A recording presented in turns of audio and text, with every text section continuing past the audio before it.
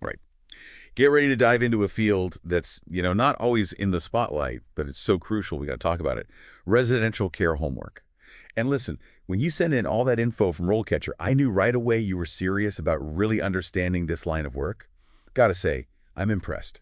It might not be the first thing everyone thinks of career-wise, but let me tell you, the more we unpack here, the more you'll see just how essential it really is. You hit the nail on the head. What's really interesting is this whole field, it's only becoming more vital as time goes on. People are living longer, which is fantastic, of course, but that also means the need for truly compassionate, skilled care. It's through the roof.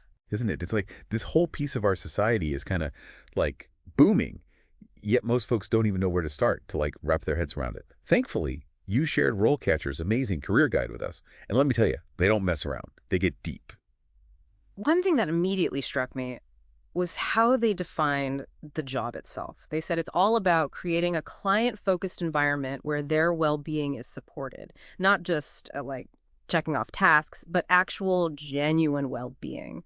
That's got to resonate, don't you think? It's about the whole person. 100%. And that gets at something so fundamental about residential care homework. You know it's holistic. It's not just one thing, it's everything. Physical health, mental health, emotional well-being, the whole picture.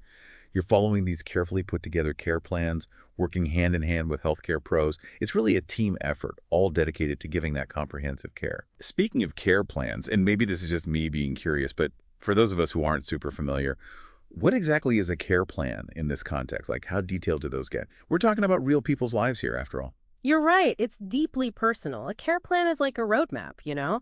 But for each resident's well-being, it lays out all their needs, preferences, even their goals, and I mean everything, from what they can eat and when they take their meds to if they need help moving around and even what social things they enjoy. It considers their medical history, sure, but also their personality, their cultural background, everything that makes them them. Wow, so we're talking super tailored.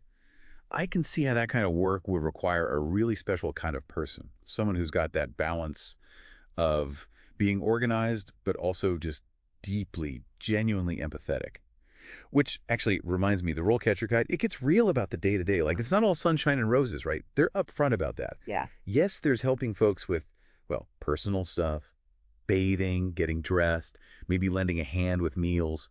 But then there's the other layer, the emotional support, just being there for someone, providing companionship.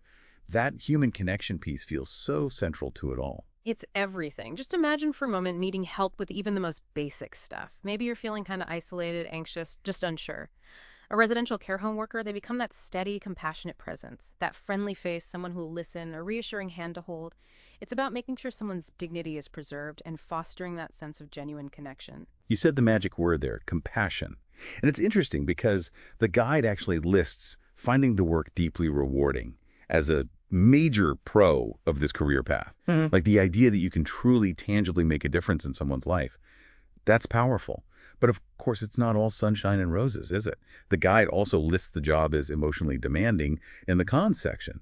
So how do you think someone figures out if they're cut out for that kind of, emotional tightrope walk? That is the million-dollar question, isn't it? It really does take a certain kind of resilience to thrive in that environment, no doubt. Yes, you're drawing on your empathy, but it also requires strong boundaries and solid self-care practices. It's not for everyone, but for the right person. It's a career path that constantly pushes you to grow as a human being. It's a real balancing act, huh? Between being there for someone else and making sure you don't lose yourself in the process. Sort of like, being a marathon runner who also needs to know when to take a break. And speaking of marathons, this career path, it's got some serious staying power. The stuff you sent over mentioned that the job outlook in this field, it's incredibly bright. Did you know that by the time we hit 2030, the U.S. alone is going to need over 1 million new care workers? That's insane. It's true. And honestly, it's something a lot of folks just don't realize. I think they hear caregiving and they automatically think, oh, dead-end job.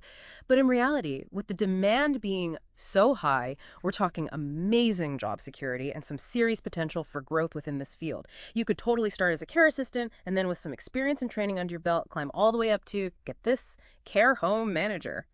Talk about a rewarding career trajectory. Okay, now you're just showing off. Care home manager, that's a whole different ballgame. We're talking leadership with a capital L. And it makes me think about another thing. RoleCatcher did a really good job breaking down those different career stages. They outline 4 distinct levels, each with its own set of responsibilities and, I'm assuming, its own unique rewards. Walk us through those stages a bit, would you? Give us a sense of what a typical day might look like at each level. Okay, so picture this. You're brand new to the scene, bright-eyed and bushy-tailed, just starting out as a care assistant. You're the eyes and ears on the ground floor, the heart and soul of the operation. So you're helping residents with those everyday tasks we talked about, of course. But more importantly, you're building real, genuine connections with these folks. You're learning their routines, what they like, what they don't like, their life stories. It's about making them feel seen, heard, and truly valued. It sounds like incredibly challenging work, but also incredibly rewarding. I'm curious, though, what happens as you progress? When you move up to senior care assistant, how does that role change things? So as a senior care assistant, you get to wear a few more hats, that's for sure. You're still hands-on, don't get me wrong, but you're also taking on more of a mentorship role, sharing your hard-earned wisdom with the newer staff, providing guidance, that kind of thing. And here's where it gets interesting. You're often the one who's actually developing those individual care plans we were talking about. You're assessing the residents' needs, working with their families, making sure their wishes and preferences are front and center. It's like this beautiful blend of, like, direct care and big picture thinking, right? Yeah. And you're not just doing anymore, you're leading. But let's say you're ready for even more responsibility. What does the leap to care home coordinator look like? Think of the care home coordinator as like the conductor of an orchestra. They're the ones who are overseeing all those day-to-day operations, making sure everything runs smoothly, no drama. So they're managing the staff, sorting out the schedules, making sure those policies are being implemented, and just constantly putting out fires, basically. Plus, they're the main point of contact between the care home staff and the healthcare professionals, ensuring that every resident's getting top-notch, seamless care. That's a ton of responsibility. It takes a special kind of person to handle all that. You got to be compassionate, but also organized and able to, like, stay calm under pressure. And finally, we've reached the tippy top of the mountain, care home manager. What sets this role apart from the others? The care home manager, they're the visionary, the leader with a capital L. They carry the weight of the entire care home's success on their shoulders. We're talking strategic planning, budgeting like a boss, building relationships with all those external stakeholders. It's about making sure the care home thrives as a business while never, ever losing sight of its core purpose, providing absolutely outstanding care to every single resident. Wow, we've gone from hands-on care all the way to, like, overseeing an entire organization. Yeah. That's incredible. It really highlights the sheer variety of opportunities within this field. But for a moment, I want to zoom back in on those essential skills we touched on earlier. RoleCatcher stresses that active listening and customer and personal service are absolutely essential if you want to succeed in residential care. Why do you think those particular skills are so critical in this line of work? Those two skills, they're like the foundation upon which everything else is built. We're talking trust and understanding, which are absolutely crucial in this kind of environment. Active listening means not just hearing the words someone's saying, but really hearing them. And just as importantly, picking up on what they might not be saying. It's about noticing those nonverbal cues, understanding their needs even when they can't quite articulate them themselves. It's about meeting them right where they are.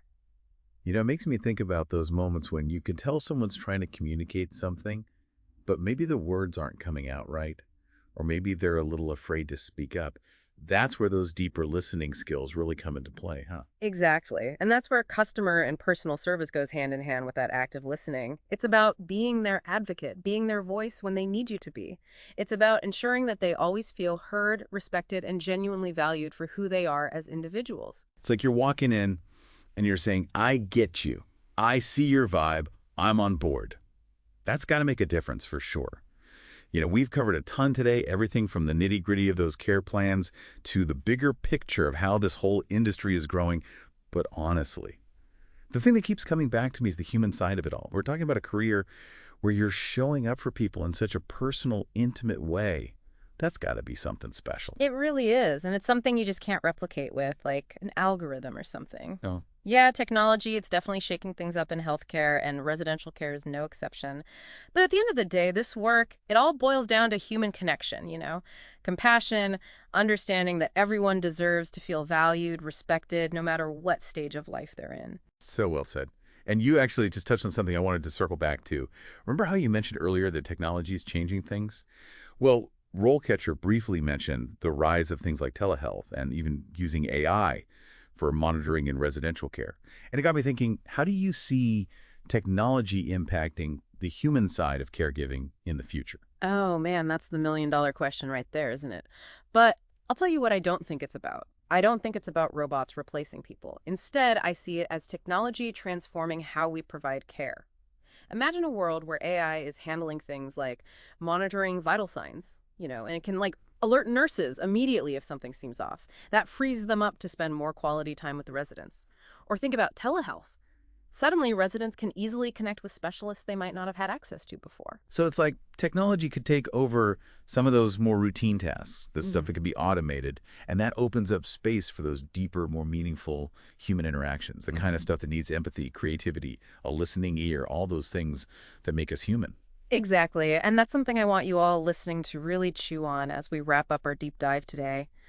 As technology continues to, do its thing in the world of residential care, what skills are going to become even more essential in human caregivers? What qualities can't be replicated by a machine, no matter how fancy or high-tech it gets? Because as much as things change, some things, like genuine compassion and that powerful human connection, those are timeless. Those will always matter.